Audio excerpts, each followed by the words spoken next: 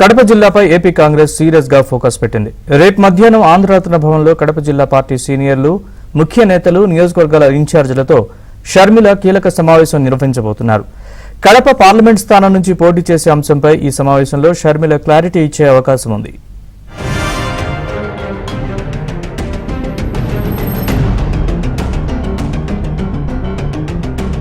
Party సీనియర్లు, ముఖ్య నేతలు, నియోజకవర్గాల ఇన్ఛార్జీలతో షర్మిల కీలక సమావేశం నిర్వహించబోతున్నారు.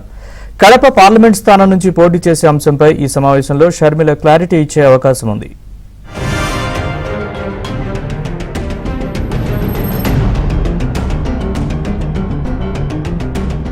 పార్టీ సీనియర్లు, ముఖ్య నేతలు, నియోజకవర్గాల ఇన్ఛార్జీలతో షర్మిల కీలక సమావేశం నిర్వహించబోతున్నారు.